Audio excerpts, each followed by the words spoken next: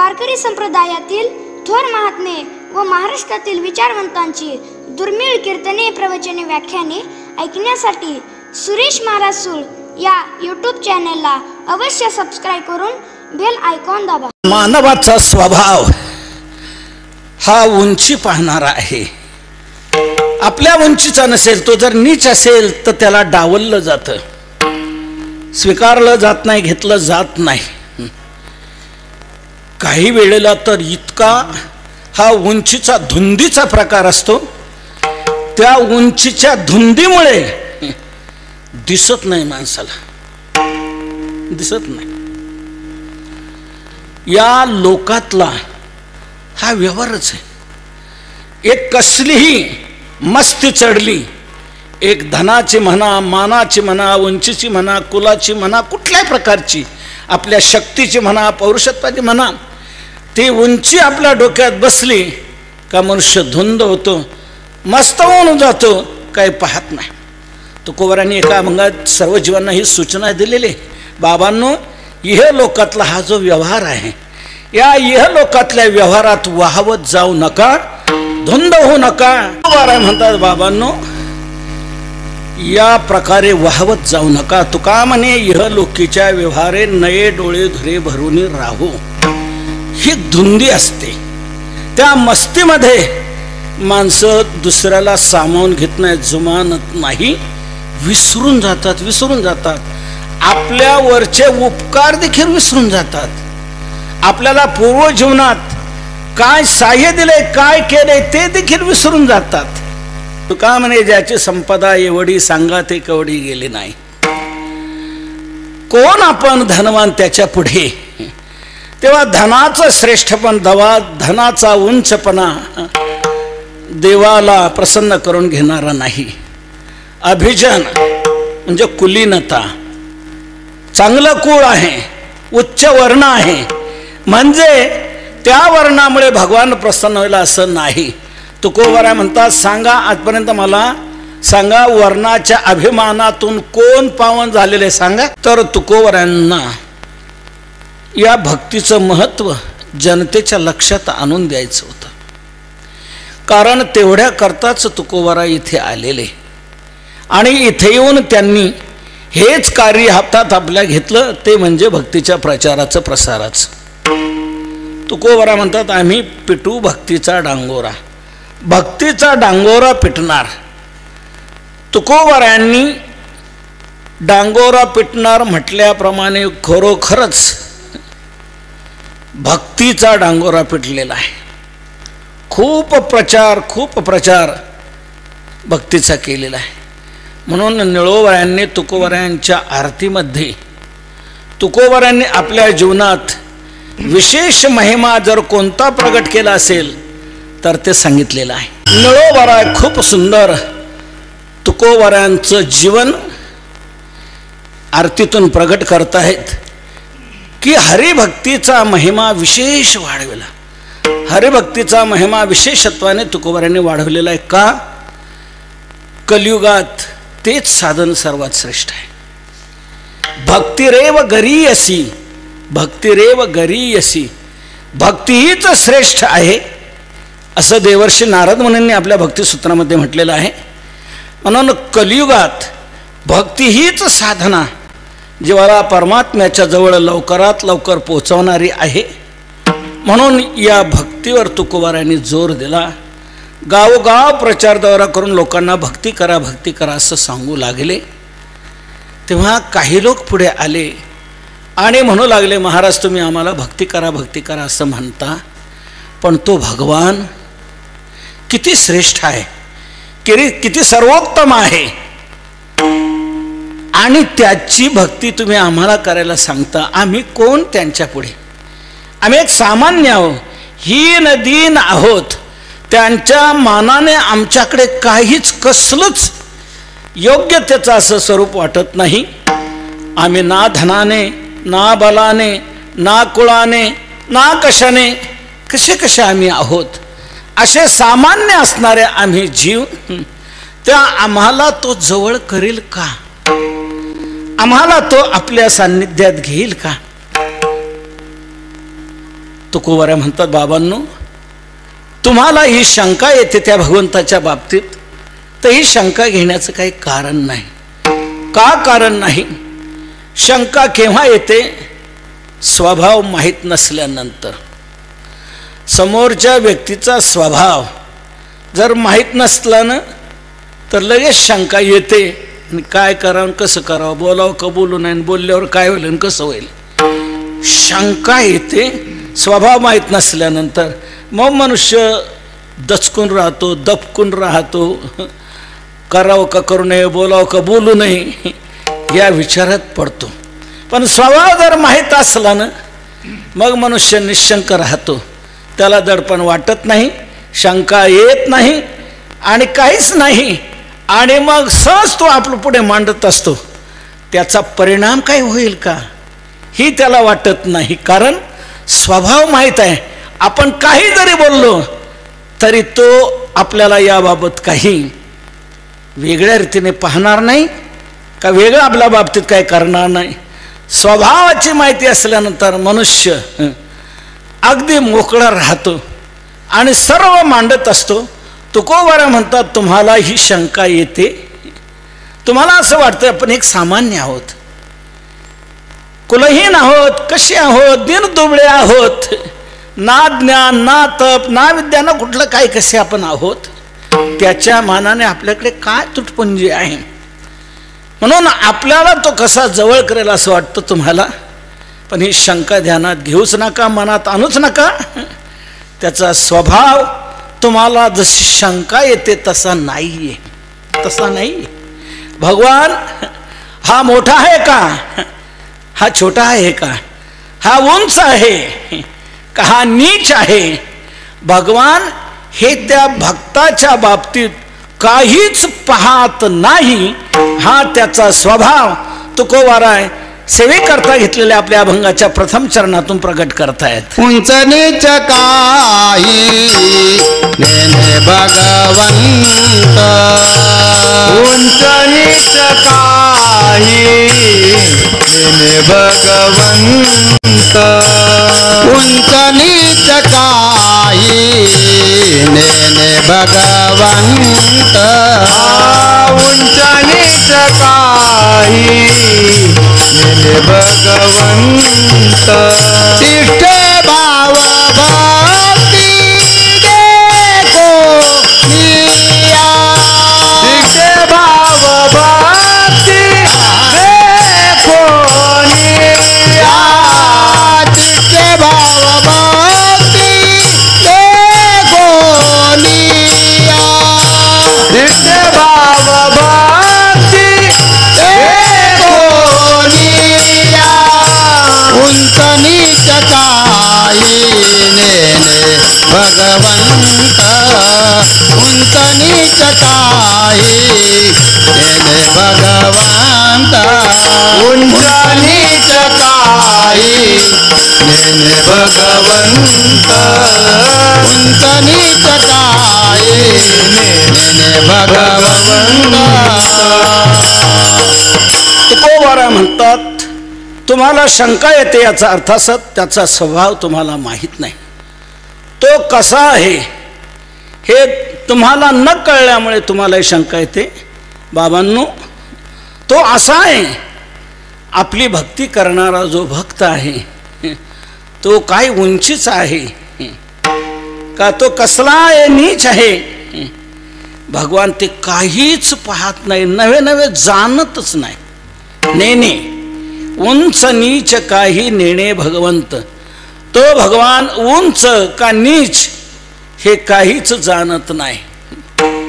जीव हा जाणतो, जाणतो त्याप्रमाणे पाहतो आणि त्याप्रमाणेच तो आपली वागणूकही देतो. विठ्ठल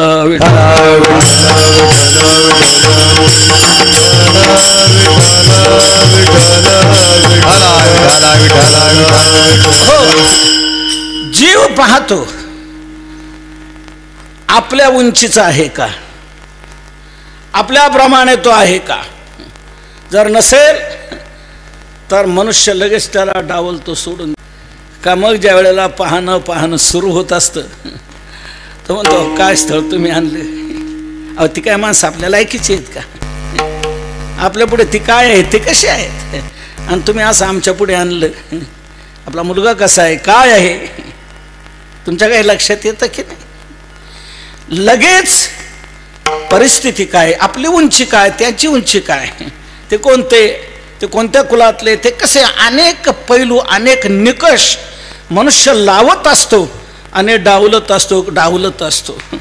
आम्ही बरेच पोरं पाहतो त्यांचे बाप अजून त्या मुलांचे लग्न का करत नाही हेच कळत नाहीत. वय किती होत आलं. अहो म्हणे त्याला आतापर्यंत 100 मुली दाखवल्या असतील म्हणतो. याचा अर्थ काय, सारांश आपल्या लक्षात आला असेल. आपण आपली उंची आपल्याला कळते पाहत असतो. उंची शब्दातूनच पाहायचं झालं. आता कालच मुळक साहेबांनी एक सांगितलं, माझ्या लक्षात आणून दिलं. एक स्थळ आलं होतं पण ते डावलं का उंची कमी आहे म्हणे. विठ्ठल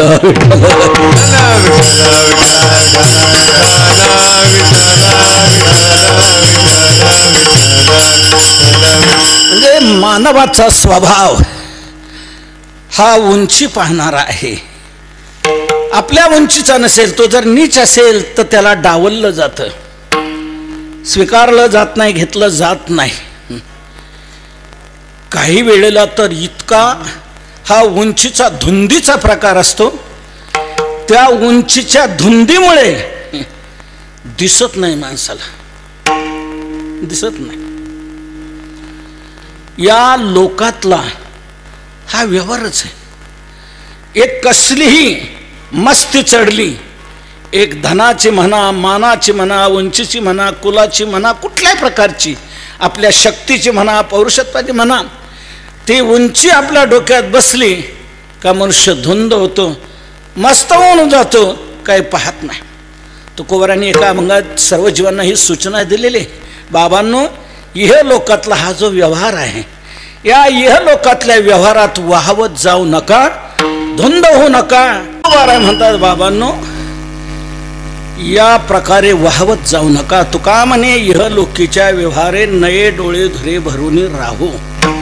ही धुंदी असते, त्या मस्तीमध्ये माणसं दुसऱ्याला सामावून घेत नाहीत, जुमानत नाही, विसरून जातात. आपल्या वरचे उपकार देखील विसरून जातात. आपल्याला पूर्व जीवनात काय साह्य दिले, काय केले ते देखील विसरून जातात. एक महाभारतातला मोठा प्रसंग आहे, आपल्या तुम्ही लक्षात आणून देतो की माणसं आपल्या उंचीवर सामान्याला समजून घेत नाही, मानून घेत नाही, त्यांना डावलतात कसे. तर द्रोणाचार्यांचाच प्रसंग आहे, प्रत्यक्ष द्रोणाचार्य हे भरद्वाज मुनीचे सुपुत्र आणि यांचा आयोनिज जन्म आहे. भरद्वाज मुनी स्नानाकरता गेली असताना तिथे एक घृताची नावाची अप्सरा स्नानाकरता आलेली. हे स्नानाकरता गेलेले तिचं सौंदर्य पाहून यांचं वृत्तीचं स्वरूप विचलित झालं आणि त्यावेळेला त्यांचं जे वीर्य स्खलन झालं ते एका द्रोणात पडलं आणि त्याच्यातून हे द्रोणाचार्य जन्माला आले, म्हणून त्यांचं नाव द्रोणाचार्य. हे अयोनिज आहेत, योनीद्वारा द्रोणाचार्यांचा जन्म नाही. असे अयोनिज असे जन्माला द्रोणाचार्य भरद्वाज ऋषींचे सुपुत्र. आणि भरद्वाज ऋषीचेच मित्र पृषत नावाचा राजा, हा पांचाल देशाचा राजा. तर त्या पांचाल देशाच्या राजाला पृषदाला मुलगा झाला. द्रोणाचार्यांचा जन्म ज्या वेळेला झाला त्याच वेळेला भरद्वाज मुनींचे हे मित्र पृषद राजे यांनाही मुलगा झाला आणि तो मुलगा म्हणजेच द्रुपद.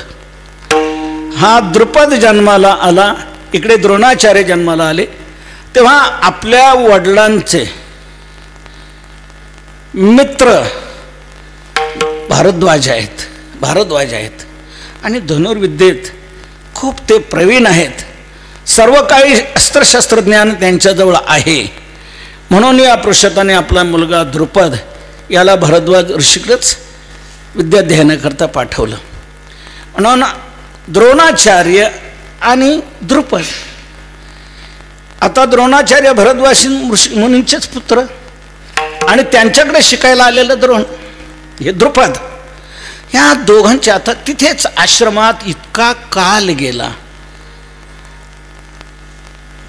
आपल्या गुरुजींचा सुपुत्र, आपला गुरुबंधू, आणि इतकी मैत्री त्यांची जडली द्रोणाचार्याची आणि द्रुपदाची. खूप मैत्री जडली गेली, खूप आनंद. आता बराचसा काल विद्याध्ययनाचा काल बराच जात असतो. एक वेळेला सान्निध्यात इकडं सुरू झालं का आता आपल्या इथलं 7 वर्षाचं आहे समजा, तेव्हा जेव्हा कुठे असतो बरोबर असतो तो काल. एक दिवसाच्या एसटीत 1 तासभर शेजारी बसलेल्यांची मैत्री होत असते, फोन चालू राहतात. विठ्ठल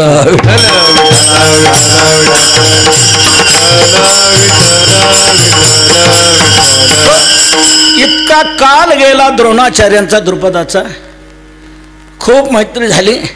पुढे हा पृषद राजा मरण पावला. मग द्रुपदाला जावं लागलं. तो राज्याभिषेक त्याच्यावर झाला. राज्याभिषेक झाल्यानंतर इकडे भारद्वाज मुनीही ब्रह्मलीन झाले.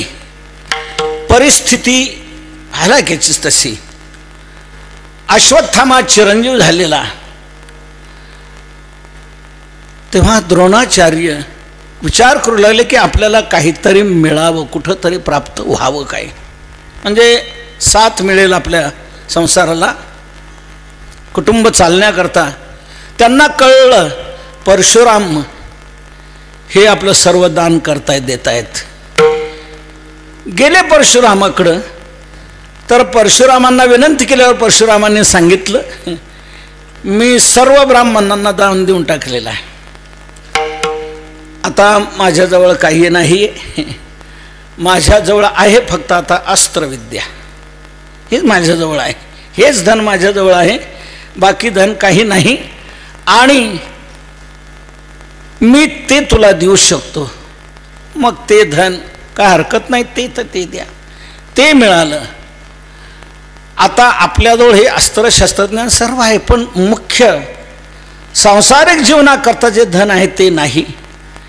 त्यांच्या लक्षात आलं द्रोणाचार्यांच्या की आपला बालमित्र द्रुपद तो आता राजा झालेला आहे. तेव्हा त्या राजाकडे आपण जर गेलो तर आपला मित्र म्हणून तो सहकार्य करेल. म्हणून द्रोणाचार्य द्रुपदाकडे गेले. द्रुपदाकडे गेल्यानंतर द्रुपदाने काही ओळखलं नाही, लक्षात घेतलंच नाही. कोण काय? अरे मी तुझा मित्र आलेलो आहे. अरे आणि मी तुझा मित्र? अरे कार्य बोलतोय हा कोण? कसला मित्र? कसला मित्र? कसली? त्यावेळेला द्रोणाचार्य म्हणतात अरे विसरून गेला इतका. मैत्री कोणाची होत असते? तेव्हा तिथे द्रुपदाचे उद्गार आहेत. ययोरेव समम वित्तम ययोरेव समं कुलम तयोर विवाहो मैत्रीच. ययोरेव समम वित्तम, ज्यांचं वित्त समान आहे त्यांची मैत्री होत असते. ययोरेव समं कुलम, ज्यांचं कुल समान असतं त्यांची मैत्री होत असते. उत्तम मध्यम नीच असेल तर त्याची होऊ शकत नाही. तुझी माझी मैत्री कसली? विठ्ठला विठ्ठला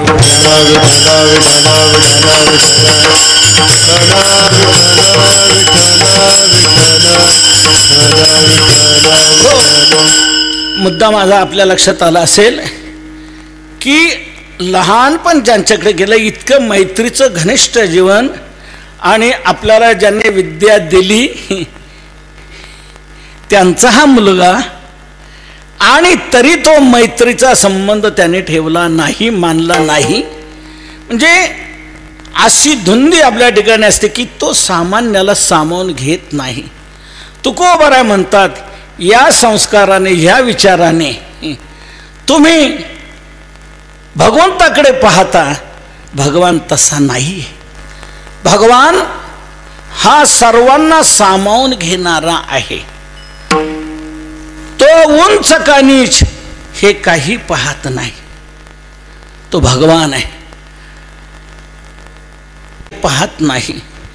भगवान नामाचा अर्थ आपण पाहायला गेल्यावर जीवाचा आणि भगवंताचा काय संबंध आहे आपल्या लक्षात येईल. विठ्ठल विठ्ठल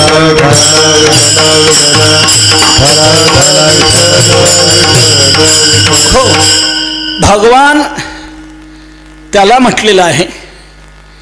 हे 6 गुण ज्याच्या ठिकाणी आहेत तो आहे भगवान. ऐश्वर्यस्य समग्रस्य धर्मस्य यशस्श्रिय ज्ञानम वैराग्योश्चैनम शन्नाम भग इति रणा. या 6ला भग असं म्हटलं जातं. या 6ने युक्त जो आहे तो आहे भगवंत. तो आहे भगवंत. ज्ञानोबरांनी 6व्या अध्याय देखील हीच व्याख्या केलेली आहे. ऐका यशस्वी औदार्य ज्ञान वैराग्य ऐश्वर्य हे 6 गुणवर्य वसती जेथ म्हणून तो भगवंत. म्हणून तो भगवंत. यश श्री औदार्य ज्ञान वैराग्य आणि ऐश्वर्य हे 6 गुण ज्याच्या ठिकाणी आहे तो आहे भगवान. असा हा भगवान या सर्व गुणाने तो संपन्न आहे आणि सर्व जीवाशी त्याचा संबंध आहे. नारद पुराणामध्ये पद्मपुराणामध्ये याच्या सुंदर व्याख्या आलेल्या आहेत. उत्पत्तींच विनाशंच भूतानामा गतिं गतिं वेत्ति विद्यामविद्यांच सवाच्यो भगवान इति. विठ्ठल विठ्ठल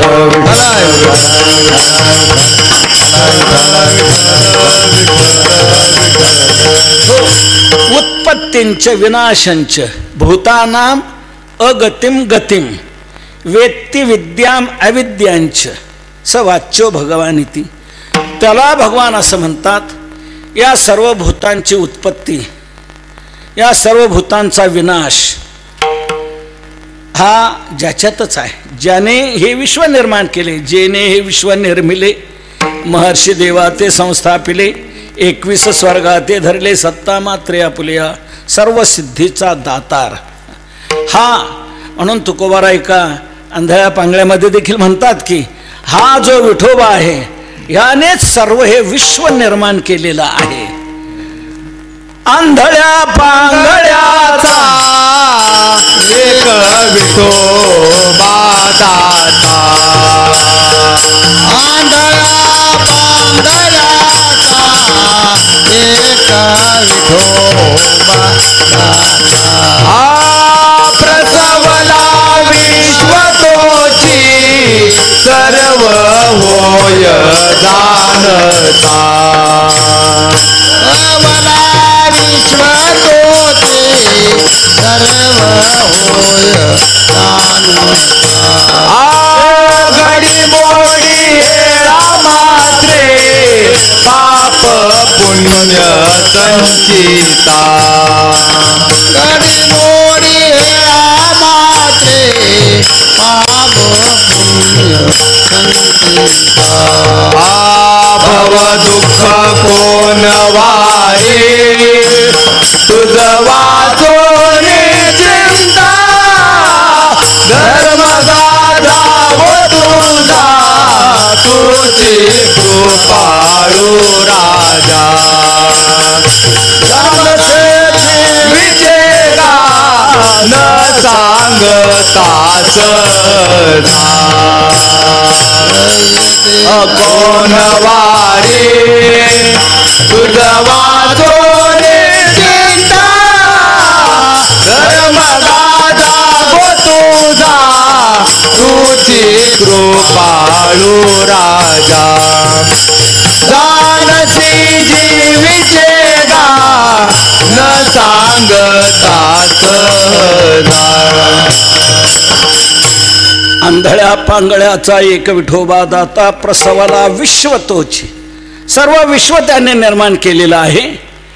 घडीमोडी हेळा मात्रे आणि तो सर्व जाणतो आहे. म्हणून त्याचेच हे असल्यामुळे तो भगवान या जीवांकडे पाहताना हा उंच का नीच हे काही पाहत नाही. जसे आपली मुलं, आपण त्याच्यात दुजाभाव जसा करत नाही. काही वेळेला प्रमादाने घडते असतं जीवाकडून, पण एक सहसा सर्वसाधारण रूपाने माणसं म्हणतात आपल्याला तसं करता येत नाही, की एकाला जवळ करणं एकाला दूर करणं म्हणतो. एक सर्वसाधारण हा ईश्वर भावाचा अंशच म्हणायला हरकत नाही, की तो उंच नीच असे भेद काही पाहत नाही. सर्वांना तो आपल्या जवळ करणार आहे. म्हणून तुकोबाराय तर एका अभंगामध्ये म्हणतायत की या भगवंताशी संबंध जोडताना मनुष्याने आपल्या ठिकाणी काय उंचपणा नाही आहे, आपल्या ठिकाणी नीचपणा आहे असं काही समजून बाजूला जाऊ नये, राहू नये. त्याच्याजवळ जावंच. तो उंच असलेल्याच जवळ करतो असं नाही, नीच असलेल्यालाही जवळ करणार आहे, सर्वांना जवळ करणार आहे, सर्वांना आपल्यासारखं करून घेणारा आहे. आपला की परका असं तो काही पाहत नाही. तुका म्हणे करी आपणा सारिखे उतरी पारिखे पारखे उंच नीच उतरी पारिखे उंच नीच. तुका म्हणे करी आपणा सारिखे आपुले पारखे उंच नीच आपुले पारिखे उंच नीच. तुका म्हणे करी आपणा सारखे आपुले पारखे उंच नीच. ऐसा पांडुरंग सुलभ सोपारा, ऐसा पांडुरंग सुलभ सोपारा. असा तो भगवान आहे, सुलभ आहे, सोपारा आहे, आपल्यासारखं करतो, आपलं पारखं उंच नीच काही पाहत नाही. म्हणून तुकोबारायांनी सांगितलं तो उंच नीच न पाहणार आहे. म्हणून सर्वांनी त्याचं भजन, त्याची भक्ती करावी, सेवा करावी. त्याची कथा कोणीही ऐकू शकतं. सर्वांना दीन असो का दुर्बळ असो, त्या सर्वांना दिनाला दुर्बळालाही सुखाच्या राशीवर आरूढ करणारी ही त्याची कथा आहे. उंच असो का नीच असो कोणाला डावललं जात नाही, सर्व त्याचे अधिकारी आहेत. तुकोबाराय या प्रकारे स्पष्ट म्हणतायत. दिनानी दुर्बळासी सुखरासी हरिकथा दिनानी दुर्बळासी सुखरासी हरिकथा तारू भवसागरीचे उंच नीच अधिकारी. दिनानी दुर्बळाचे सुखराशी हरिकथा दिनानी दुर्बळाचे सुखराशी हरिकथा तारू भवसागरीचे उंच नीच अधिकारी. तुकोबाराय म्हणतात दीन आणि दुर्बळाशी सुखराशी हरिकथा. सुखाच्या राशीवर आरूढ करणारी हरीची कथा आहे.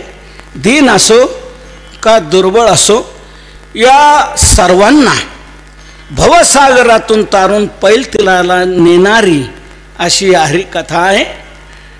उंच असो का नीच असो कुणी असो सर्व याचे अधिकारी आहेत. तारू भवसागरीचे उंच नीच अधिकारी. म्हणून भगवान आपल्या भक्ती करणाऱ्यांमध्ये हा उंच आहे का हा नीच आहे हे काहीच पाहत नाही. म्हणून तुकोबारा म्हणतात बाबांनो संकोच करू नका, संकोच बाजूला ठेवा आणि भक्तीला लागा, भक्तीला लागा. हे कोणतंही उंचत्व आपण व्यवहारात जे जे मानतो ते ते भगवान मानतो असं नाही. आपण अनेक अंगाने उंचत्व मानणारे आहोत. एक सर्वसाधारण त्याचे 12 निकष हे भागवतात आलेले आहेत. त्या 12 निकषातून मनुष्य जी आपली उच्चता श्रेष्ठता मानत असतो, पण भगवान मात्र ती श्रेष्ठता काही मानत नाही, त्याची उंची पाहत नाही का त्याचा नीचपणा पाहत नाही. भगवान त्याच्या भक्तीकडे फक्त पाहणारा आहे, त्याचा उंच नीच भाव काही पाहत नाही. श्रीमद भागवतात हा गोड प्रसंग आलेला आहे, तो आपण पाहूया की भगवान हे जे मानले जाणारे उंचत्व आहे, श्रेष्ठत्व आहे, भगवान ते गौण समजतो, तिकडे लक्ष देत नाही. भगवान फक्त भक्तीकडे लक्ष देतो. सुंदर भाग आलेला आहे. ज्या वेळेला आपल्याला पुढे ते प्रसंग दुसऱ्या चरणात ते प्रल्हादाचं चरित्र सांगायचंच आहे. प्रल्हादाच्या संबंधात आलेला जो विषय आहे तो मला या ठिकाणी लागूपुरता सांगायचा आहे. ज्या वेळेला प्रल्हादाने त्या बालकांनाही उलट विष्णूच्या सेवेकडे वळवलेलं आहे आणि म्हणतो आहे की मुलांनो, बाळांनो, तो भगवान बाकीचं काही पाहत नाही, तुम्ही त्याची भक्ती करायला फक्त लागा. या प्रकारे प्रल्हादाने आपल्या बरोबरच्या त्या मुलांना शिकवलेलं आहे. सांगतोय, कौमार आचरित प्राज्ञ धर्मान भागवतान इह. त्यांना भागवत धर्माची शिक्षा, भागवत धर्माचं महत्त्व प्रल्हादाने सांगितलं, भक्ती मार्गाकडे लावलेलं आहे. तेव्हा षंडामर्क ते सांगू लागले की आम्ही जे शिकवतो ते हा काय शिकत नाही, हा याचंच ते दुसरं शिकवत असतो, शिकत असणं आणि दुसऱ्यांनाही तो हे शिकवतो. विठ्ठल विठ्ठल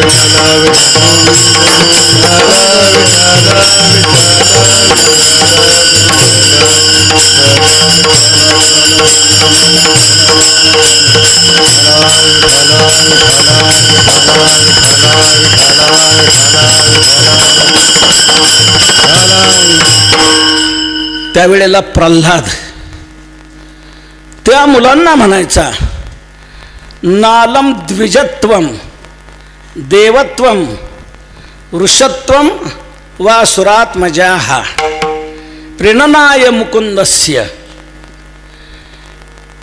हे कोणी त्या मुकुंद परमात्म्याला आवश्यक नाही, तो द्विजच पाहिजे म्हणजे भगवंताला जवळ करतो असं नाही. नालम द्विजत्वम, द्विजत्वम न आलम, द्विजत्व त्याला पुरेसे असं नाही. देवर्षित्वम, देवत्वम, देवत्व अपेक्षित आहे असं नाही. तसंच ऋषित्वम, ऋषित्व अपेक्षित आहे असं नाही. तर प्रेरणाय मुकुंदस्य, त्या मुकुंद परमात्म्याच्या प्रेमाकरता, त्याच्याकरता ही भक्ती हीच आवश्यक आहे. भगवान ते बाकीचं काही पाहत नाही. न दानम न तपो नेज्या शौचम न व्रतानिच. भगवंताच्या प्रेमाकरता ही भक्ती हीच आवश्यक आहे. हरिरन्यद विटंबनम. तिथं प्रल्हादाने त्या मुलांना सांगितले, हरिरन्यत विटंबनम, हरिशिवाय अन्य, हरीच्या भक्तीशिवाय अन्य हे भगवान विटंबना मानतो त्याची. भगवान या भक्तीनेच प्रेमानेच हा संतुष्ट होणार आहे, बाकी हे काही पाहणारा नाहीये. म्हणून तुम्ही मुलांनो काही लक्षात घेऊ नका की आपलं कोणतं कुळ आहे, की आपण दैत्य कुळातले आहोत की कसे आहोत, हे काही नाही. भगवान ती त्याची कसलीच अपेक्षा करत नाही असं त्या मुलांनाही प्रल्हादाने शिकवलेलं आहे. आणि मग पुढे ज्या वेळेला षंडामर्काने प्रल्हादाच्या बाबतीत हिरण्यकश्यपूला जाऊन सांगितलं, त्या हिरण्यकश्यपूला चीड आली. आता पुढे आपल्याला ते सर्व पाहायचं भाग, मला फक्त याचा लागूपुरता पुढचा भाग सांगायचा आहे. त्यावेळेला प्रल्हादाला बोलवलं, षंडामर्काने सांगितलं, हिरण्यकश्यपूने निर्णय घेतला की आता बाकीचे उगीच समजुतीचे साम दाम दंड यात नाही, आता हे भेदच याला संपवलंच पाहिजे हा निर्णय घेतला. आणि प्रल्हादाला म्हणतो आहे, का रे तुझा तो हरी आहे कुठं? प्रल्हाद म्हणतो नाही कुठं, तो सर्व ठिकाणी आहे. म्हणे या खांबात आहे का? तर म्हणे खांबातही आहे. असं म्हटल्याबरोबर त्याने लाथ मारली त्या खांबावर आणि त्या खांबातून भगवान प्रगट झाले. स्तंभी नारायण प्रगटला, स्तंभी नारायण प्रगटला, स्तंभी नारायण प्रगटला, स्तंभी नारायण प्रगटला. खांबावरी लाथ मारिली दुर्जने, खांबावरी लाथ मारिली दुर्जने, खांबावरी लाथ मारिली दुर्जने, खांबावरी लाथ मारिली दुर्जने. स्तंभी नारायण प्रगटला, स्तंभी नारायण प्रगटला, हे स्तंभी नारायण प्रगटला, स्तंभी नारायण प्रगटला. खांबावरील लाथ मारली दुर्जने स्तंभी नारायण प्रगटला. प्रगट झाले भगवान. हिरण्यकश्यपूला विदारलं. अकराळ विकराळ ते स्वरूप, अतिशय कृत स्वरूप. त्यावेळेला भगवंताने खांबातून तो अवतार घेतलेला पाहून सर्व ऋषी देवता सिद्ध गंधर्व चानर सर्व आले, स्तवन करतायत. ब्रह्मदेव विष्णू शंकर आलेले आहेत. पण पुढे कोणी जाईना. क्रुद्ध ते माणसं पहिल्यांदा माणूस म्हणतात मी गेलो, पण ते त्याचं ते अवतार पाहून ते मला नकोच वाटू लागलं. काय होईल कोणास ठाऊक, काय रागात होतं काय कळे ना. आता हा भगवान हिरण्यकश्यपूवरचा राग किती वर्षाचा होता, प्रल्हादाला किती वर्ष त्याने त्रास दिलेला होता. त्यावेळेला ते कोणीच जायला तयार होईना. ब्रह्मदेव होईना का शंकर जायला तयार होईना. ब्रह्मदेवाच्या लक्षात आलं आईसाहेबांना पाठवावं. पुढे आल्यानंतर माणसं गार होतात म्हणून लक्ष्मणाला सांगितलं जा. लक्ष्मण लागली नाही, अशा वेळेला नाही जमणार, माझंही काय चालणार नाही. लक्ष्मी पुढे जायला तयार होईना. आता कोण शांत करणार? त्यावेळेला ब्रह्मदेवाच्या लक्षात आलं की ज्याच्याकरता तो आलाय त्यालाच पुढे करूया म्हणजे शांत होईल. म्हणून प्रल्हादाला पुढे केलं. त्यावेळेला प्रल्हादाला पुढे केल्यानंतर प्रल्हाद म्हटला सिंहाच्या बछड्याला सिंहाजवळ जायला अडचण काय. प्रल्हाद गेलेला आहे, गेला साष्टांग प्रणाम केला ना असं उभा राहिला. प्रल्हादाला पाहिल्याबरोबर भगवान एकदम क्रोधातून शांत झाले.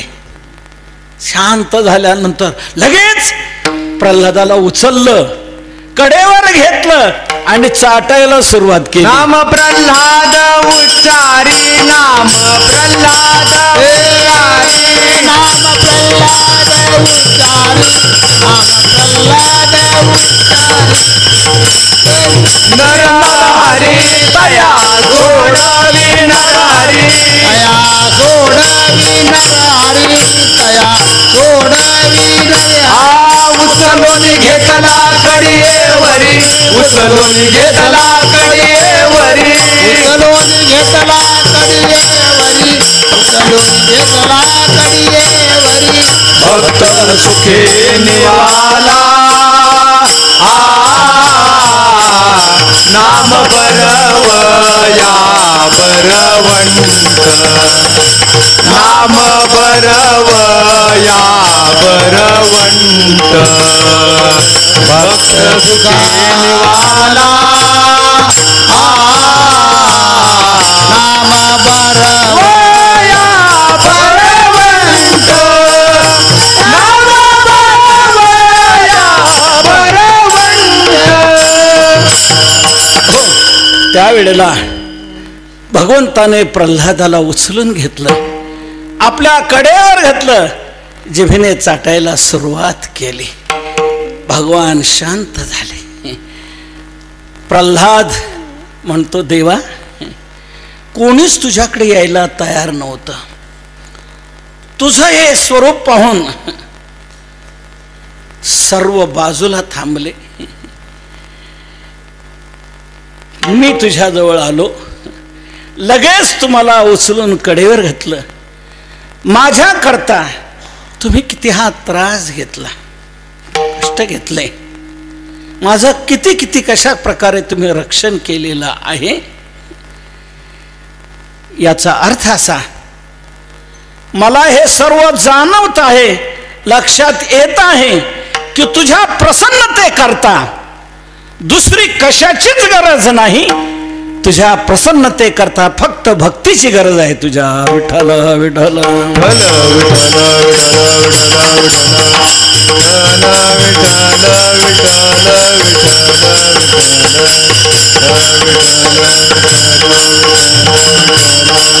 हो, त्यावेळेला प्रल्हादाने हे 12 निकष भगवंताच्या पुढे मांडले. आणि प्रल्हाद म्हणतो, देवा, मला असं वाटतं तुझ्या प्रसन्नते करता बाकीच्या कुठल्याही औपचारिक भागाची गरज नाहीये. गरज आहे फक्त तुझ्या भक्तीची, तुझ्या प्रेमाची आवश्यकता आहे, दुसरी कशाचीच आवश्यकता नाही. हे मी मानतो. मन्ये धनाभिजन रूप तपश्रुतौजस तेज प्रभाव बल पौरुष बुद्धियोगाः नाराधनाय हि भवन्ति परस्य पुंसो भक्त्या तुतोष भगवान गजयूथ पाय. विठ्ठल विठ्ठल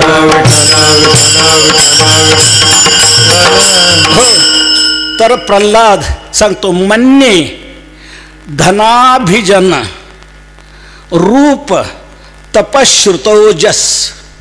मन्ये धन, अभिजन, धन, अभिजन, रूप, तप, ज्ञा विद्या, ओज, तेज, प्रभाव, बल, पौरुषत्व, बुद्धी आणि योग. झाले ना 12. धन अभिजन म्हणजे कुल, तिसरं रूप, चौथं तप, 5वं ज्ञान विद्या, 6वं ओज, 7वं तेज, 8वं प्रभाव, 9वं बल, 10वं बुद्धी आणि बल पौरुषत्व 10, बुद्धी 11 आणि हे 12. विठ्ठल विठ्ठल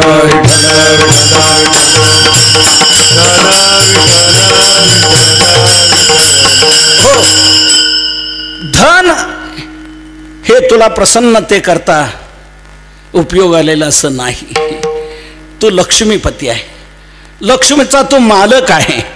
म्हणून माझ्याजवळ किती संपत्ती असली म्हणजे तू प्रसन्न होतील असं नाही. तेव्हा कोणी असं समजू नये की धनाने तो प्रसन्न होणारा आहे. धनाचा उंचपणा हा तुझ्याजवळ चालणारा नाही. आपले 1.5 एकरवाले उंची मारतात, उडी मारतात, 5-10 तोळे सोन्यावाले उडी मारत असतात. किती आपली तुटपुंजी, त्याच्या पुढे आपली काय संपत्ती आहे, काय धन आहे.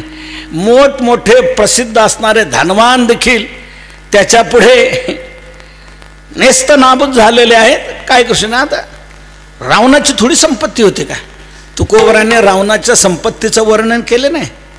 2 अभंग आहेत रावणाची संपत्ती सांगणारे, 2 अभंग तुकोबरांचे आहेत. पण इतका संपत्तीवान असणारा रावण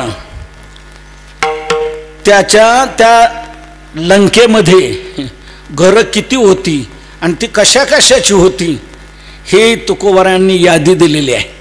लंके माझी घरे किती ती ऐका, सांगतसे संख्या जैसी तैसी, जशी तशी. काय यादी तुकोबरांनी केलेली. कोटी घरे जेथे काशा आणि तांब्याची, शुद्ध कांचनाची 7 कोटी आपल्याला बोटात अंगठी घालायला 1 तोळा मिळत नाही सोनं. शुद्ध कांचनाची 7 कोटी शुद्ध सोन्याची घरं, 7 कोटी घरं शुद्ध सोन्याची होती, शुद्ध सोन्याची. काश्याची तांब्याची कोटी कोटी घरं. इतका संपत्तीवान होता तो रावण. पण तोही धुळेला पोचला गेला. भगवंताने त्याची जिरवली. काय गेली संपत्ती त्याच्याबरोबर? तुकोबरा म्हणतात कवडी देखील गेली नाही. कवडी तुका म्हणे ज्याची संपदा एवढी, सांगा ते कवडी गेली नाही, सांगा ते कवडी गेली नाही. तुका म्हणे ज्याची संपदा एवढी, सांगा ते कवडी गेली नाही, सांगा ते कवडी गेली नाही. तुका म्हणे ज्याचे देव बांधवडी, सांगा ते कवडी गेले नाही, सांगा ते कवडी गेले नाही. तुका म्हणे ज्याचे देव बांधवडी, सांगा ते कवडी गेली नाही, सांगा ते कवडी गेली नाही.